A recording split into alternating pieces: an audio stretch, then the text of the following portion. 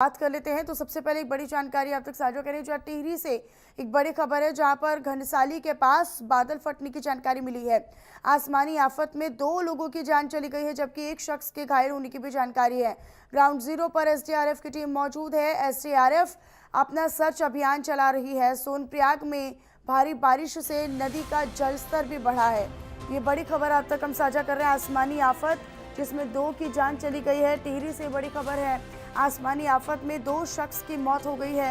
2 लोगों की मौत की खबर है जबकि एक शख्स घायल है।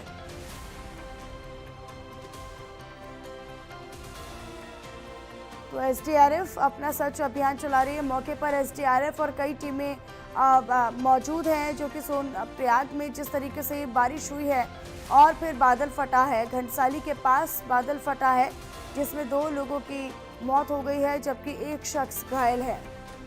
आसमानी कहर बनकर अब जो बारिश है वो बरस रही है। एसडीआरएफ अपना सर्च अभियान चला रही है और आपदा के लिहाज से बेहद ही सचेत और चुनौतीपूर्ण हो जाता है उत्तराखंड। और उत्तराखंड के कई इलाके ऐसे हैं जो पर्वतीय क्षेत्रों में आते हैं। पर्वतीय क्षेत्र के जो ज़िले हैं और जो क्षेत्र हैं, जो एरिया है, वो अपने आप में संवेदनशील हो जाता है। एक तो लगातार हो रही बारिश और दूसरा संवेदनशीलता, ये कई बड़ी चुनौतियां खड़ी करती है प्रशासन के आगे और टीमों के आगे। सहयोगी सचिन मेरे साथ जुड़े हुए हैं अधिक जानकारी के साथ। सचिन, जरा जानकारी दीजिएगा, फिलहाल क्या स्थिति बनी हुई है? जो घायल है उसकी अवस्था क्या है और क्या लोगों को वहां से हटाया जा रहा है, सचेत किया जा रहा है? देखिए, जिस प्रकार से जो है कल रात की ये घटना है, जैसे केदारनाथ की बात करें, जहाँ पर जो है सोनप्रयाग की बात करें तो वहाँ पर जो है बादल फटने से जो है जो मार्ग है, जो रास्ते हैं, वो पूरी तरीके से जो है बाधित हो गए हैं। फिलहाल के लिए ये यात्रा जो है रोक दी गई है। केदारनाथ जो यात्रा है रोक दी गई है। वहाँ पर जो है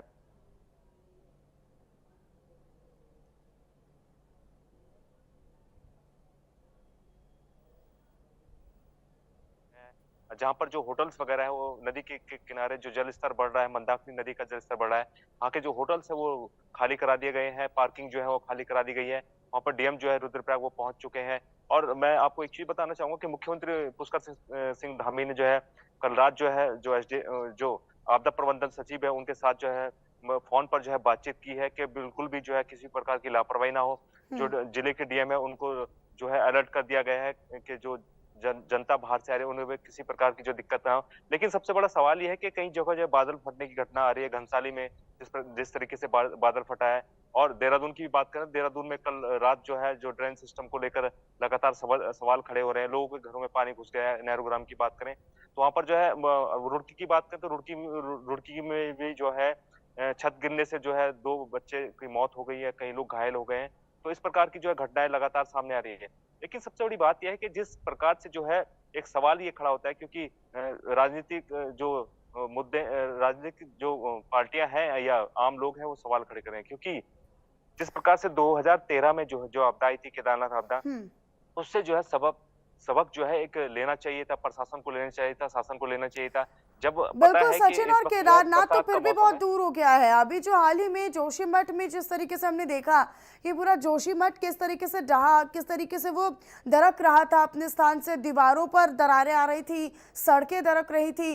तो ये भी एक सबक का हो सकता है कि इससे भी सबक लिया हो अब, क्योंकि अब लगातार जो प्रशासनिक टीमें हैं वो भी तैनात हैं। फिलहाल क्या कोई शख्स फंसा हुआ है, इस तरह की कोई जानकारी है? लोगों को किस तरीके से सचेत किया जा रहा है, लोगों को क्या चेतावनी दी जा रही है, टीमें कितनी संख्या में तैनात हैं, इसके बारे में क्या जानकारी है? और साथ ही साथ जो पर्यटक यहाँ पर आ रहे हैं उनके लिए क्या रूट डाइवर्जन किया गया है? फिलहाल के लिए जो यात्रा की बात करें तो यात्रा भी फिलहाल के लिए रोक दी गई है। केदारनाथ यात्रा की बात करें, जो लोग फंसे हुए हैं उनको जो है सुरक्षित जगह पर जो है जीएमवीएन के जो आवास बने हुए हैं वहां पर जो है उनको सुरक्षित पहुंचा दिया गया है। और जो लगातार जो है जो यहाँ से यात्री जा रहे हैं उनको भी जो है जगह जगह रोक दिया गया है। सरकार लगातार अलर्ट भी कर रही थी कि मौसम की जो है जानकारी लेकर ही यात्रा करें। लेकिन जिस प्रकार से जो है सवाल खड़े कहीं हो रहे हैं कि 2000 हम्म। जिस प्रकार से 2013 की आपदा का हमने जिक्र किया, केदारनाथ की आपदा का हमने जिक्र किया, क्योंकि बरसाती मौसम है, क्योंकि हर साल बरसात होती है, क्योंकि जो प्रकृति आपदा है इसको रोक तो कोई सकता नहीं है। हुँ। लेकिन प्रशासन और शासन को अलर्ट रहना चाहिए था पहले से, यात्रा को जो है रोक देना चाहिए था। लेकिन ये बिल्कुल सबसे बड़ी सचिन, देखिए लापरवाही हो रही है, आपदाएँ आती क्योंकि हैं, आज लेकिन आपदा से निपटने के लिए किस तरीके से, किस गति के साथ काम होता है, ये काफ़ी महत्वपूर्ण होता है। आप बने रहिएगा, आगे भी खबरों पर आपसे जानकारी हम सचिन साझा करेंगे।